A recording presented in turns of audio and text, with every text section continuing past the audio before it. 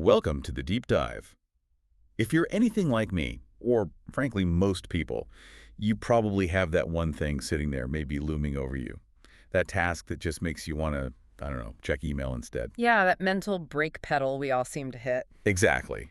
And look, procrastination, it isn't really about being lazy, is it? It feels more like the engine just won't turn over. It's a breakdown in starting. So today, we're ditching the rah-rah speeches. We took all the really tactical, science-backed stuff you sent us, our mission, to basically pull out the actionable bits and build you a blueprint you can use, like right now. Right. Forget generic self-help. This is more like Yeah. tactical engineering for your brain. Yeah, engineering's a good word for it. Yeah. We're trying to force motion. Precisely. We're looking past the feeling of procrastination and into the, let's call it the physics of getting started. So the plan is, first, we diagnose why you're stuck, pinpoint the actual friction. Okay. And second, we jump straight into these tiny, almost ridiculously small tactics that basically interrupt the stalling and start building momentum. Okay, let's unpack this. Right, so we think lazy, but the sources you gave us point to four really specific psychological triggers. The idea being if you can name it, you can tame it. What are those main walls we hit? Yeah, when you really look at why we avoid things, these patterns emerge. The first one is overwhelm. You know that feeling. You look at the project and it's just this huge, tangled mess. Oh yeah, this is too big. Exactly. And that usually means the task itself is just too vague. You don't actually know the very first physical step to take. Makes sense. Okay, what's number two? Perfectionism. This is the it won't be good enough, so why bother starting feeling. Ah, the classic. Right. And the sources are pretty clear. This isn't really about high standards. It's usually more about a fear of judgment or just plain fear of failing. Okay, third. This one gets missed a lot. Low energy. You tell yourself, just not in the mood. But often, it's actually physiological. You're tired, maybe didn't eat well, bad sleep. Your brain's just trying to conserve fuel. Pretty much. And the last one is no reward. The task just feels pointless. Like, what's in it for me right now? That immediate little dopamine kick is missing. Okay, so those are the four big ones. Overwhelm, perfectionism, low energy, no reward. Yeah. So say I figure out, okay, I'm avoiding this report because it feels totally overwhelming. How fast can naming it actually help? Okay, so the fix here is surprisingly fast and honestly simple. You just name the trigger.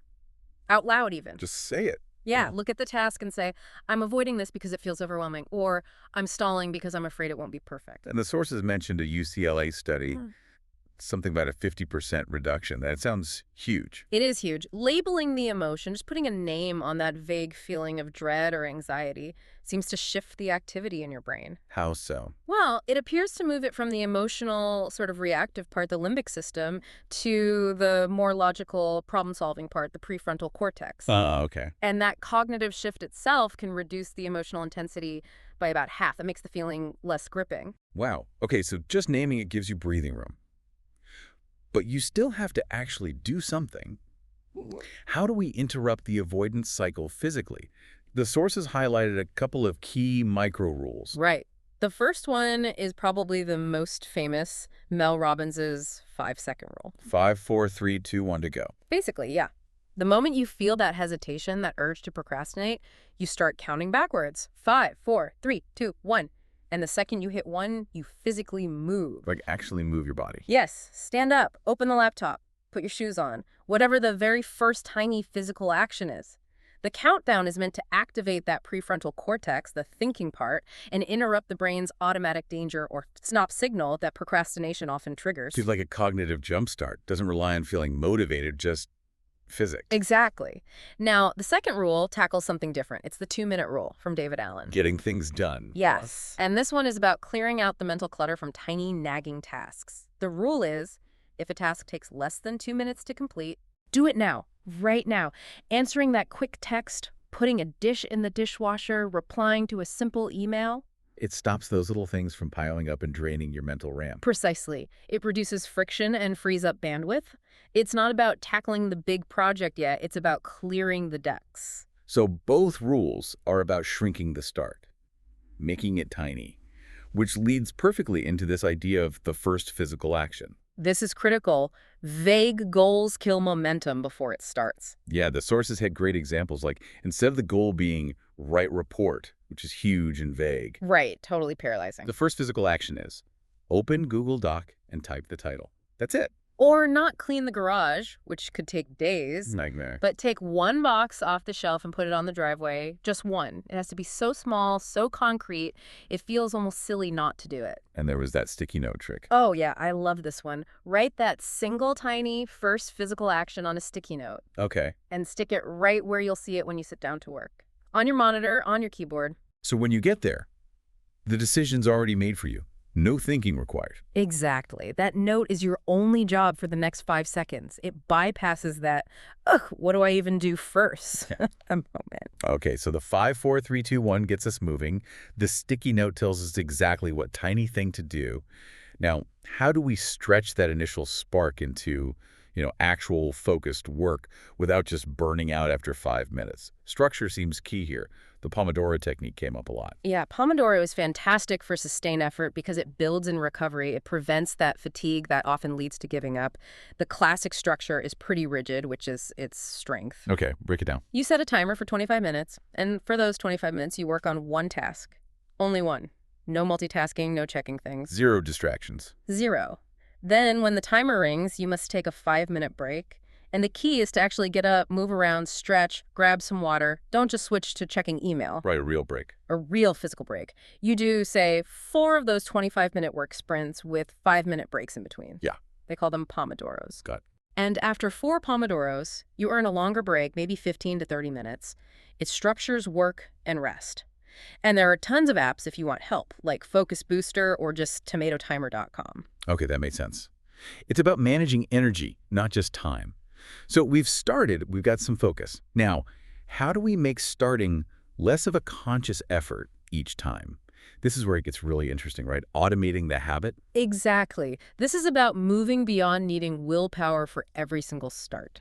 The next technique is about building automaticity.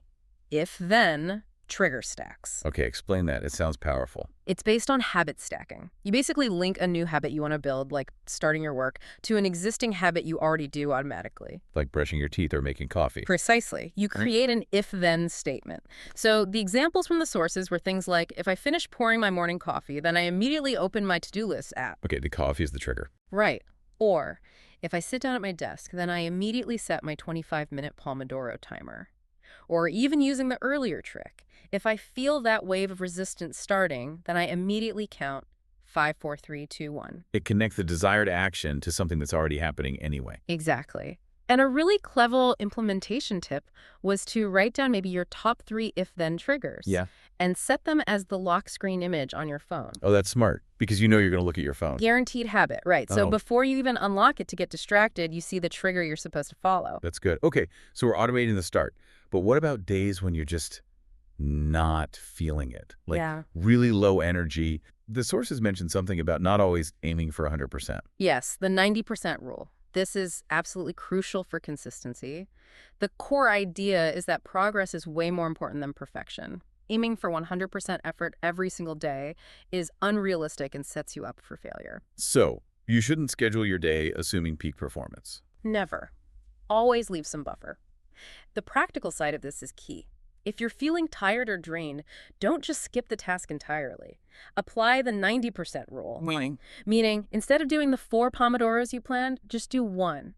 Or if even that feels like too much, just do the 2-minute version of the task, like only opening the document and writing 1 sentence. So the goal is to maintain the streak of starting even if the output is minimal that day. Exactly. A 10-minute walk is infinitely better than the skipped 1-hour workout you planned. You keep the habit alive, you avoid the 0 day, and that maintains psychological momentum. That makes so much sense. Keep the chain going no matter how small the link. Okay, but sometimes. Yeah. Sometimes you just need an extra nudge, right? External pressure. The sources talked about accountability being surprisingly effective. Oh, incredibly effective. There was that Dominican University study mentioned finding that having some kind of social accountability can boost your chance of completing a goal by something like 65%. 65%. You can't ignore that. Right. It's a massive lift. So the sources laid out a few ways to leverage this. The simplest is just texting a friend. Like, hey, I'm going to finish this draft by 6 p.m. Exactly that. Just putting it out there to one person creates a mini deadline and a sense of responsibility. Super low friction. Okay, easy enough. What else? For bigger goals, or if you need higher stakes, there are platforms like stickk.com. Stick with a K. Yeah, sticky.com. You basically make a commitment contract and you often put money on the line. If you fail to meet your goal, Uh-oh. the money goes to an organization or cause you actively dislike, like an anti-charity. Wow, that's some serious motivation. It can be. And then the third option for more immediate focus during a work session is joining a virtual co-working group. Like a Zoom call with strangers who are also working. Sort of, yeah. Services like FocusMate were mentioned. You connect with someone for, say, an hour, you briefly say what you'll work on, then you both work silently on camera. Just knowing someone else is there, also working, creates the subtle but powerful pressure to stay on task. Interesting. Okay, so accountability helps force the action. Right. What about making the environment itself less resistant? Setting things up for an easy snap. Yes, environment design is huge. It's all about reducing friction, making the right thing the easy thing to do. Like clearing your desk. That's part of it. The sources used a helpful remove versus add idea. So you remove distractions, turn off phone notifications, maybe even put the phone in another room.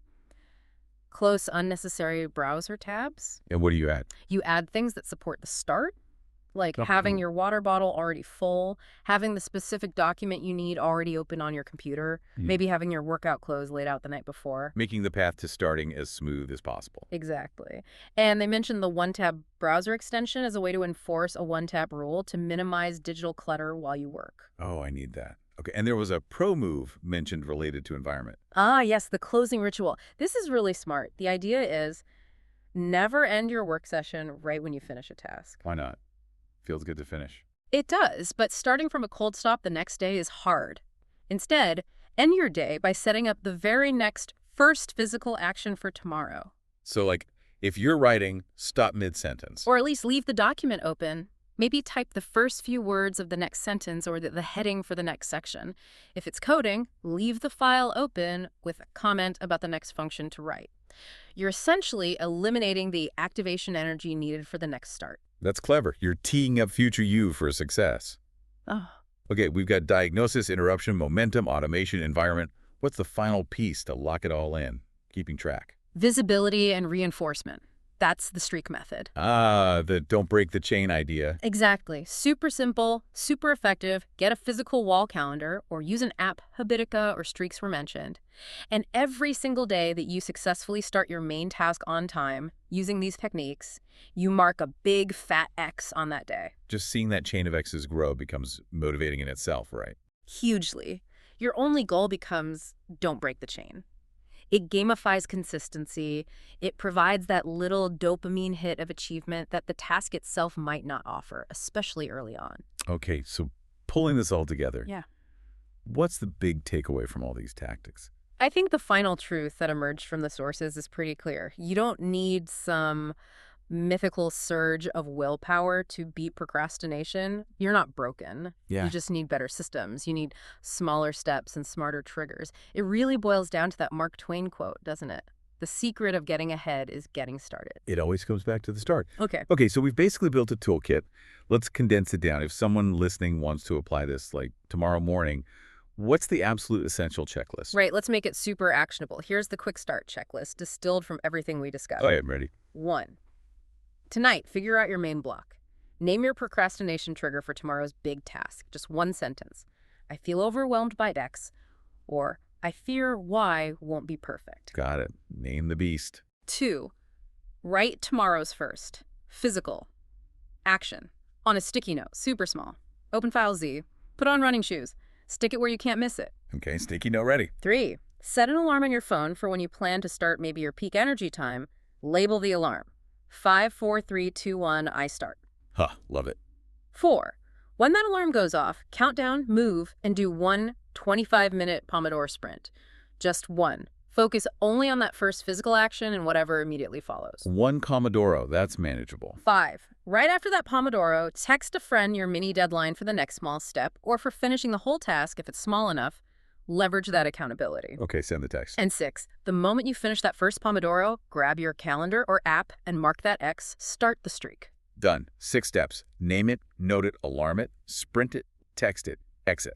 That's the core loop. It uses the naming, the tiny start, the time boxing, the accountability, and the tracking. It's designed to break inertia now. It feels like. It Yeah. removes the need to feel like doing it. Yeah. Just follow the steps. That's the entire point. It's about engineering the start, not waiting for inspiration. So what does this all mean then? It means you really can get started with just, what, 2 minutes, 5 seconds even, and trust that the momentum will build from there. Absolutely. And maybe here's a final thought, something to chew on. We talked about the 5-4-3-2-1 rule as a way to short circuit that danger or stop signal in the brain related to work. Yeah. What other small, maybe non-obvious physical actions could you invent for yourself? Tiny little movements or rituals you could use to instantly bypass emotional resistance in other areas, like maybe before starting a difficult conversation. Or when you feel stuck scrolling on your phone, what's your personal 5-4-3-2-1 for those moments? Ooh, that's interesting. Using tiny physical actions to hijack emotional states beyond just productivity. Lots to think about there. Definitely.